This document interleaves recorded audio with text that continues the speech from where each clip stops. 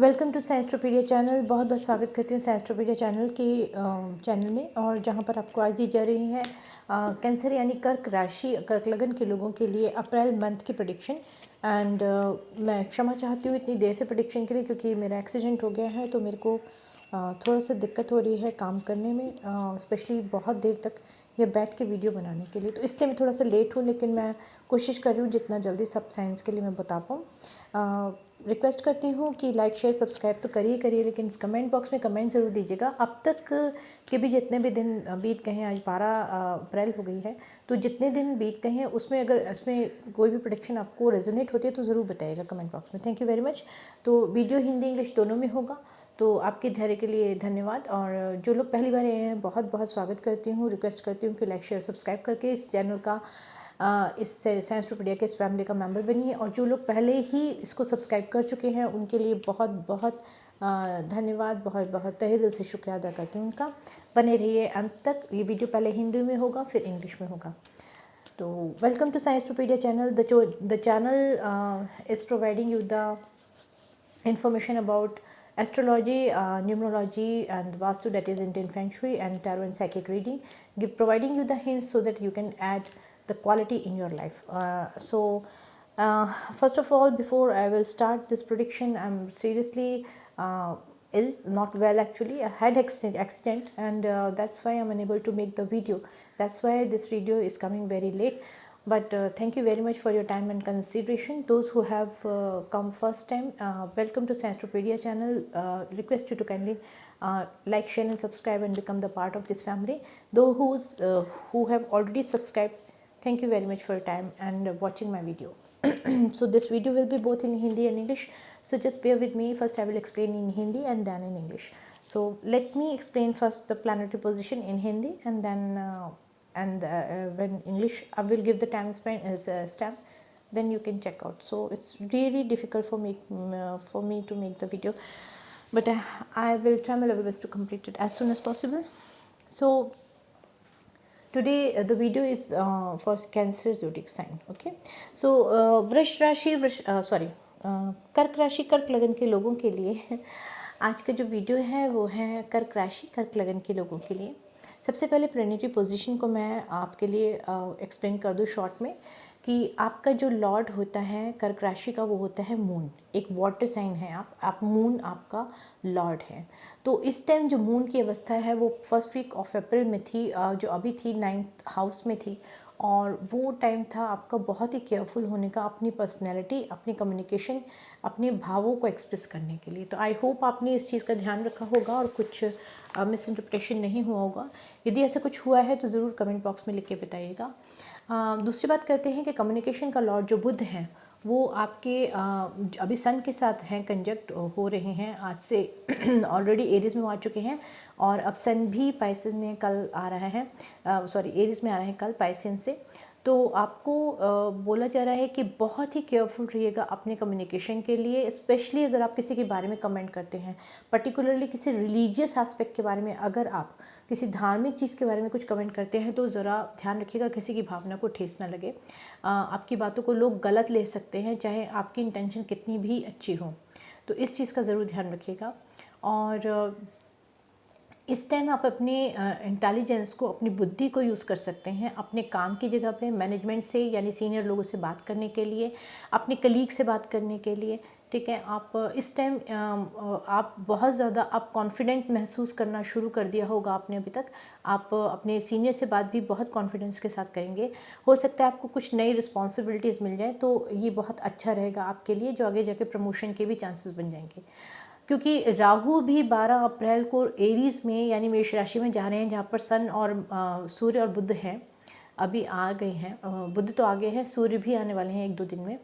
तो आपको एक एक्स्ट्रा ऑर्डिनरी पावर सी महसूस होगी, आप बहुत ज़्यादा अच्छा महसूस करेंगे। लेकिन आपको ये भी साथ में बताया जा रहा है कि ध्यान रखिएगा कि इस एक्स्ट्रा ऑर्डिनरी कॉन्फिडेंस और पावर का इस्तेमाल आप सीधे तरीके से करें, मैनिपुलेट ना करें, किसी के बारे में कुछ घुमा फिरा के मत बोलें, क्योंकि बाद में बैकफायर आप पे हो सकती है। तो इस चीज़ का आपको कम्युनिकेशन का मेनली बहुत ज़्यादा ध्यान रखना पड़ेगा। क्या बोल रहे हैं, कैसे बोलना है, किस तरह से अपनी बातों को रखना है, ये आप बहुत सोच समझ के कीजिएगा। जहाँ तक बात करी जाए आपके मंगल की, तो मंगल जो आपके 7th हाउस में है, वो अभी जब ट्रांजिट हो रहे हैं, हो ही चुके हैं, तो अभी आपको हो सकता है थोड़ा सा ध्यान रखना पड़े कि आपके क्लैशेस ना हो आपके सीनियर कलीग के साथ या घर में या इन लॉज के साथ, इसका भी ध्यान रखिएगा।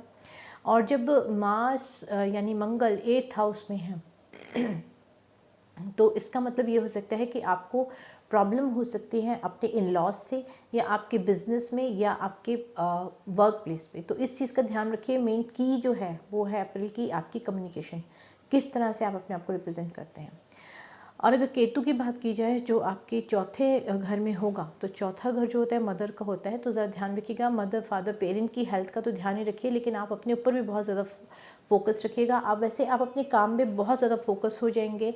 आप जो जो चौथे घर में जो आपका पड़ता है कैंसर,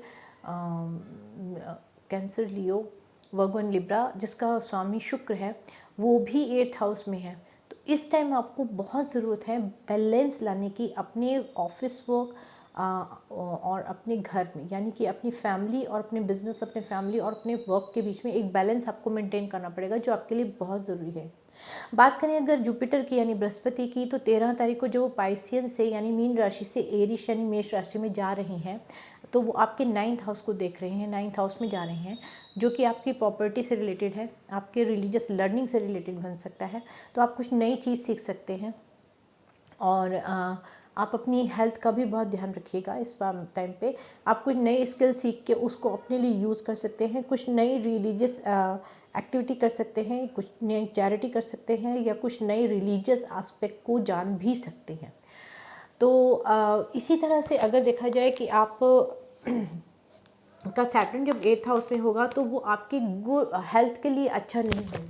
तो इसमें आपको इन्फेक्शन हो जाए, या कोई प्रॉब्लम हो जाए, इन्फेक्शन हो या कोई प्रॉब्लम हो, तो इसके लिए आपको रेमेडी बताई जा रही है कि आप या तो चैरिटी कीजिए, डोनेट कीजिए, जितना ज़्यादा डोनेट कर सकते हैं वो आपके लिए बहुत अच्छा होगा। आपके ट्रैवल के भी चांसेस बनते हैं, और आपके बोलचाल के अलावा आपको ध्यान रखना पड़ेगा, अपनी ट्रैवल में बहुत ज़्यादा ध्यान रखना पड़ेगा। इसके साथ आपको हेल्थ के अलावा आपको ये भी ध्यान रखना पड़ेगा कि आप थोड़ा सा अपनी फैमिली मेम्बर से डिटैच फील करेंगे ड्यू टू प्लानिटरी पोजीशन, पर इसके लिए कोई घबराने की बात नहीं है, ये थोड़ा सा टाइम है, निकल जाएगा। तो अपने लिए थोड़ा सा टाइम ज़रूर निकालिएगा, और निकालेंगे भी आप जब आपका वीनस जहाँ पे आ रहा है, तो उसके लिए आप अपनी पर्सनैलिटी को निखारने के लिए भी टाइम लाएंगे, और हो सकता है चांसेस बनते हैं कि आपकी सैलरी भी थोड़ी सी इंक्रीज़ हो जाए। ये पॉसिबिलिटी बनती हैं, जनरल प्रेडिक्शन है, इसके बेस पे कोई डिसीजन मत लीजिएगा। यदि आप डिसीजन लेते हैं तो आप ही जिम्मेदार होंगे। तो ये एक ग्रहों की जो स्थिति मैंने बताई है कि ऑन द होल कर्क राशि, कर्क लगन के लोगों के लिए खास तौर से है। और इसके बाद अब हम देखते हैं कि आपके लव रिलेशनशिप में पार्ट 1 है, पार्ट 2 में आपको इम्पॉर्टेंट डेट्स, आपको कैरियर और फाइनेंस के बारे में बताया जाएगा। तो कर्क राशि कर्क लगन के लोगों के लिए उनके लव रिलेशनशिप में क्या रहेगा।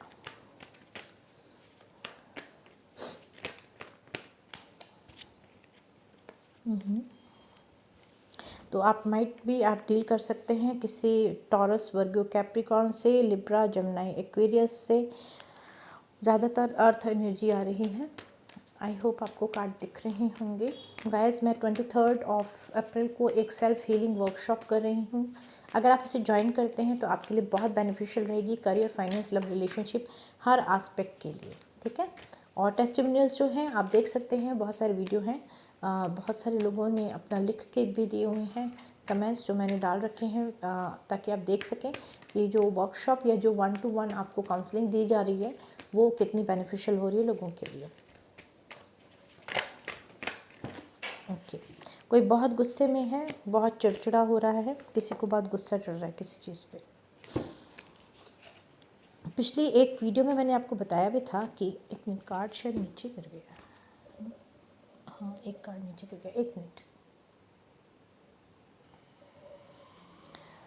पिछली एक वीडियो में मैंने आपको बताया भी था एक्सक्यूज कैमरा कि कैंसर आप किसी नए व्यक्ति से भी डील कर सकते हैं पुराने रिलेशनशिप को छोड़कर। पिछले कई वीडियो देखिएगा ज़रूर, वो जनरल प्रेडिक्शन थी। और यहाँ पे भी कुछ ऐसा ही निकल के आ रहा है।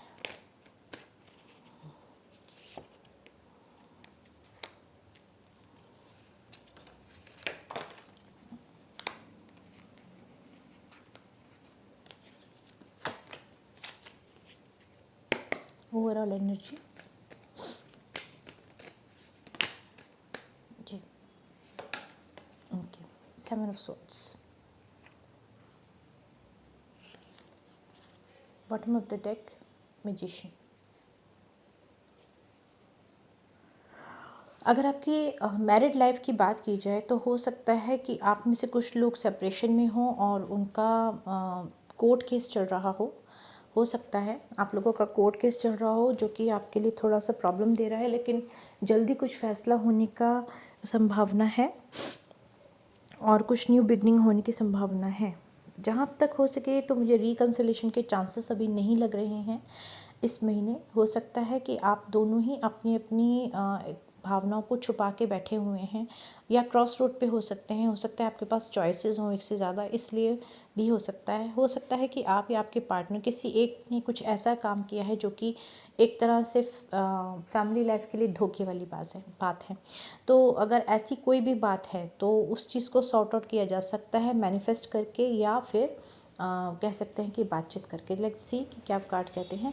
थोड़ा धैर्य रखना पड़ेगा और थोड़ा ग्राउंडेड रहिए इस बात के लिए कि आपके हो सकता है आपके या आपके पार्टनर ने जिस टाइम ध्यान देना चाहिए था लव ऑफर पे नहीं किया। आप बहुत जल्दी एक पीसफुल रेजोल्यूशन की तरफ बढ़ेंगे। अवॉइड आर्ग्यूमेंट, जैसे कि आपको बताया भी गया है, अवॉइड आर्ग्यूमेंट। प्लानिटरी पोजीशन भी ये कह रही हैं। ओवर एनालाइज मत कीजिए, ओवर थिंकिंग मत कीजिए, लेकिन सोच समझ के निर्णय लीजिएगा। ठीक है, सोच समझ के निर्णय लीजिएगा। तो बैलेंस होके, जो कि कार्ड आ भी गया है, प्रैक्टिकल और इमोशनल बहुत बैलेंस होके कीजिएगा, आपकी विश फुलफिलमेंट भी होगी। यदि ध्यान नहीं रखेंगे तो टावर कार्ड भी है। तो कहने का मतलब है कि आपके रिलेशनशिप में इस टाइम अगर देखा जाए मैरिड लाइफ में सेपरेशन हो सकता है। जिनका कोर्ट केस चल रहा हो सकता है मुझे लिख के बताइए, कमेंट बॉक्स में बताइएगा कि अगर आपका कोर्ट केस चल रहा है तो हो सकता है आप एक पीसफुल रेजोल्यूशन की ओर जल्दी बढ़ेंगे। लेकिन इस टाइम आप कंफ्यूज हैं और आपको समझ नहीं आ रहा क्या किया जाए। ये बात बनेगी कि बिगड़ेगी, दोबारा रिकनसाइल होगा कि नहीं होगा, ये भी हो सकता है। अगर आप मैरिड नहीं हैं तो अपने पार्टनर के साथ जो आपको शायद छोड़ के चले गए हैं, बहुत ही स्टबर्न एनर्जी में है, लेकिन अब वो चाहते हैं वो आपके पास वापस आएँ बहुत पैशनेट एनर्जी के साथ, एक न्यू बिगनिंग करना चाहते हैं। लेकिन उनको ये नहीं पता कि अपने आप को कैसे एक्सप्रेस किया जाए। तो वो थोड़ा सा क्रॉस रोड पे हैं कि उनको समझ नहीं आ रहा क्या किया जाए। इस टाइम वो इमोशनली अनअवेलेबल हो गए हैं और जिसको कहते हैं सेल्फ सबोटाज। हो सकता है आपका इन एंड आउट रिलेशनशिप भी रहा है, बहुत ज़्यादा of and on end of रहा है, इसलिए भी हो सकता है। तो आप अपने पार्टनर को मैनिफेस्ट कीजिए और थोड़ा धैर्य रखिए ताकि आपके लिए आगे आने वाले टाइम में ये सिचुएशन दोबारा रिपीट ना हो।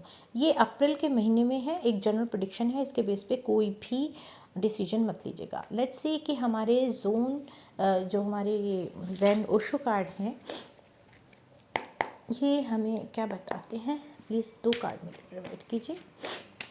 23 अप्रैल को सेल्फ हीलिंग वर्कशॉप में ज़रूर पार्टिसिपेट कीजिए, आपके लिए बहुत अच्छी होगी। रीबर्थ, जी हाँ, फिर वही बात आ गई, रीबर्थ यानी कि हो सकता है कि कोई एक बिल्कुल डेड एंड सिचुएशन से दोबारा कुछ नया बनने जा रहा है, कुछ अच्छा होने जा रहा है। हो सकता है कि अगर आपका करियर की बात की जाए, जो कि मैं अगली उस एपिसोड में उसको कवर अप करना चाहती हूँ, लेकिन बच्चे जो एग्ज़ाम दे रहे हैं, जिनका पेपर में कुछ प्रॉब्लम आ गई थी, जो एग्ज़ाम दे रहे हैं एजुकेशन में, उनके लिए भी ये टाइम है कि वो एक नई स्किल सीख सकते हैं, अपनी एजुकेशनल बैकग्राउंड को अपग्रेड कर सकते हैं। ये भी यहाँ पे दिख रहा है। 1 more card please, thank you.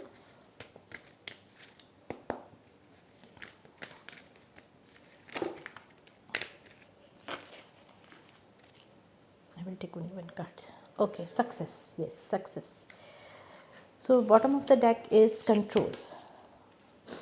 Control means over you, your emotion. Slow down करिए, अपने थिंकिंग पैटर्न को भी बदलिए थोड़ा सा, और अपने विद्रोही स्वभाव को भी थोड़ा सा ठीक कीजिए। हाईवे और माई वे की जगह सोचिए कि आप किस तरह से फ्लैक्सिबल होकर सिचुएशन के साथ अपने आप को पैचअप कर सकते हैं, किसी के भी साथ, चाहे पार्टनर के साथ, चाहे किसी सिचुएशन में, चाहे हो सकता है आपका बिजनेस पार्टनरशिप भी हो सकती है। तो ये बात बताई जा रही है कि एक रीबर्थ होने वाला है किसी चीज़ का, जो आपको सक्सेस की ओर ले जाएगा, और ये बहुत अच्छा रहेगा आपके लिए, लॉन्ग टर्म के लिए ही होगा ये आपका। ठीक है, तो ये था आपका रिलेशनशिप के लिए इंपॉर्टेंट डेट्स, आपके इन्वेस्टमेंट के लिए, आपकी बिगनिंग ऑफ रिलेशनशिप के लिए, और आपका करियर और फाइनेंस कैसा रहेगा ये मैं पार्ट 2 में बताऊंगी, क्योंकि पार्ट 1 में इतनी देर भी बैठना मेरे लिए मुश्किल है। सीरियसली मेरे को बहुत ज़्यादा हर्ट हो रहा है, लेकिन फिर भी मुझे बहुत खुशी है कि मेरे पार्टनर, मेरे जितने भी फैमिली मेम्बर्स हैं वो मेरे साथ हैं, और मैं बहुत खुश होंगी अगर आप इसको लाइक करें, शेयर करें, सब्सक्राइब करें, कमेंट बॉक्स में कमेंट्स ज़रूर दीजिएगा। एक बार फिर बता दूं कि आपकी communication he is the key of this month. आपका जितना भी कम्युनिकेशन अच्छा होगा उतना ज़्यादा अच्छा होगा। कुंभ राशि में शनि का परिवर्तन का मतलब ये है कि आप लोगों के लिए ये बहुत अच्छा रहेगा कि आप अगर जितना ज़्यादा चैरिटी करते हैं, अच्छा करते हैं, खाली बोलिए और करिए मत, सोचिए भी अच्छा, क्योंकि अब कुंभ राशि में शनि आने का मतलब है जो एरी साइन है, शनि का एरी साइन है, जहाँ पे शनि बहुत ज़्यादा प्रभावित होते हैं, कि आप जो भी करेंगे उसका फल तुरंत मिलेगा, कर्मों का फल मिलने का समय आ गया है। तो अच्छा करिए, अच्छा सोचिए भी, अच्छा ही मिलेगा। ठीक है, ऑल द बेस्ट। बहुत जल्दी मिलती हूँ पार्ट 2 के साथ। थैंक यू, आई होप आपको अच्छी लगी होगी रीडिंग। अच्छी लगी तो लाइक शेयर सब्सक्राइब कीजिए, कमेंट बॉक्स में कमेंट जरूर दीजिएगा। Thank you very much. तो अब इंग्लिश में मैं let me explain about the planetary position. तो welcome to Sciencepedia channel once again, those who are watching me from abroad and those who wants to listen me in English.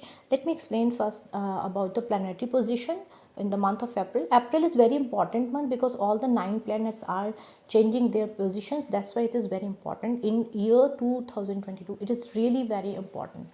So if you see Cancer, your Lord is Moon, and you are a water sign, and being a moon sign, or you can say water sign, it's very important to control your mood or your communication. So moon in the first week of April, it was in the 9th house. So you must, I think, took care of your personality and your parents also, parents health and parents, I think you already you communicated with them very well. The already passed, first week of April already passed, that's why I'm saying like this. So Mercury, the lord of communication, in third, it's conjuncted with Sun. So in the sign of Aries, because Mercury already transit in Aries on the 8th of April, and Sun is coming out of Piscean, deviated there, coming in the Aries, I think on 13th or 14th.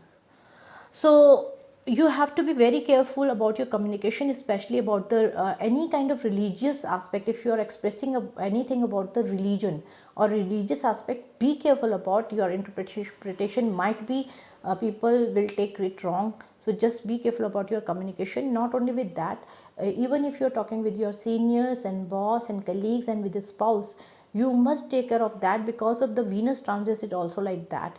So once the communication is the key of this month. If communication is good, I think 70 or 80% things will be resolved easily. So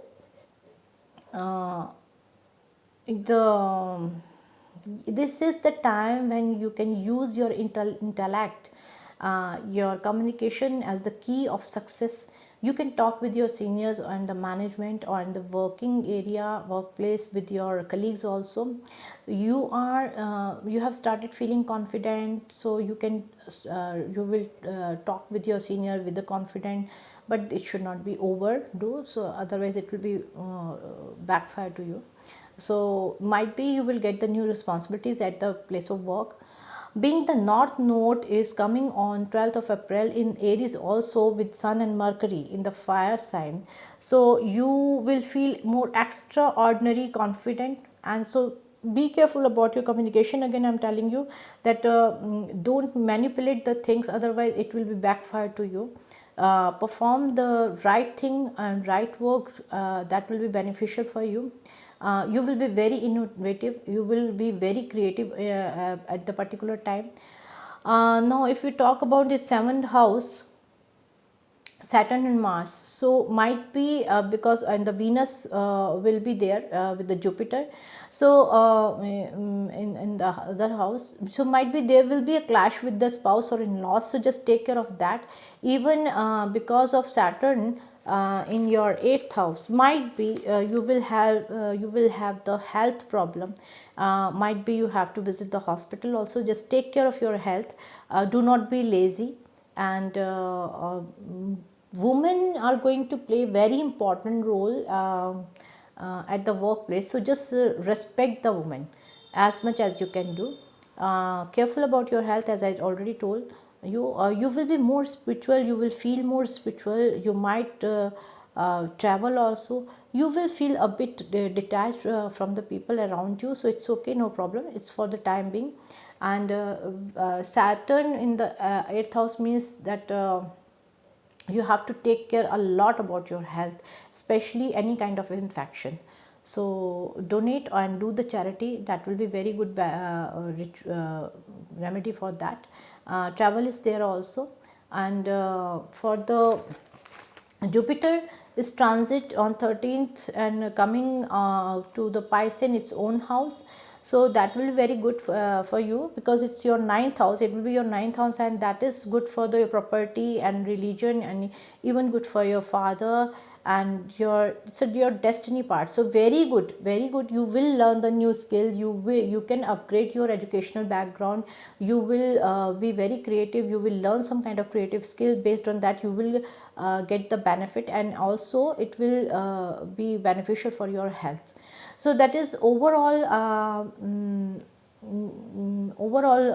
view of your planetary position. And if you want to ask any question, you can write to in the comment box. I will answer the your queries. Now let's talk about the tarot. This is the part 1, where I am going to only talk about your relationship and love relationship or marriage relationship, any kind of relationship. In the part 2, I will announce the important dates for the investment and beginning of your relationship or something, or beginning of the business, any kind of tie-up, and that will be very important. Finance and career, that will be the part 2 part. So in this part, I am just I will talk only about your relationship. So two kinds of energy I am getting. One, those who are married already, I think the partner or you, just change the energy, vice versa. One of them is very reluctant to compromise, and very the person is highway or my way kind of person. So might be there is a separation, and might be you are facing some kind of court case between your with your married partner, or might be the business partner. Something is there, might be there is a problem related with property also. So now there's a energy I'm getting, that the person wants to reconcile with you, wants a new beginning with you, but they don't know how to express themselves, and they are at the crossroads. So might be there's a in and out of the relationship, on and off relationship also. Might be if you're not married, might be there is a relationship on and off, you are very confused, or you might the partner is very confused because one of them is not expressing themselves. This is the problem. So what the card are suggesting, that if you want any kind of solution of these kind of problem, just meditate and manifest, because you can do it. Have some strength and be grounded, and might be one of you or your partner reject the honest confession of the love, but you and your partner soon will go for a peaceful resolution. And don't argue, as already planet are saying, that don't argue with the spouse, colleague and seniors also. Your success, key of success is only communication, your communication, very much important. So don't be harsh, because Mercury in Aries is a fire sign. So just be polite, try to be polite, because Rahu, that means the north node is also there. So might be unwillingly, might be you will say something that will hurt the person. So just be careful in communication, or don't overanalyze or overthink. You will be very balanced, practically and emotionally, and you will get the solution if you use your communication very wisely, and you will fulfill your wish. Otherwise, if you don't care of that, there is a tower moment also. So just take care of that. So the Osho Zen deck is telling us, they are telling us that if there is a certain thing which I am observing, that you might be there will be, might be another delay, or might be delay in the court case, court decision, or might be you will get out of the court, you will get any kind of solution of your problem. Osho then is saying that there is a rebirth, that means dead end condition or situation. You will get suddenly you will get something, and you will get the new kind of solution, and something will come out which will provide you the success. And control your emotion, your thoughts, and your communication, and definitely slow down your speed of doing the things. Being an emotional person, and aspect by the planets, you have to take care of your emotion as well as your partner and family members emotion too, and you have to balance the ratio between the workplace and the family. So you have to balance, just try to balance in both ways, provide the time, some quality time with the family members, and then at the workplace also. So just take care of your health also. That is very important this month. So that is all for part 1, and I hope you like that prediction. If you like, then please write the comment, and it's really difficult for me to sit down this much time and make the video for you, because I met an accident, as I told you, and doctor saying that it will take much time. So anyway, this is my duty to give you the prediction earlier than this, but I really apologize for this delay. But what to do, some certain things are not in our hand. So do like, share, and subscribe my channel, and just wait for the part 2. I will soon post it as soon as possible. I hope you like that, and I will meet you soon with the part 2. Thank you very much.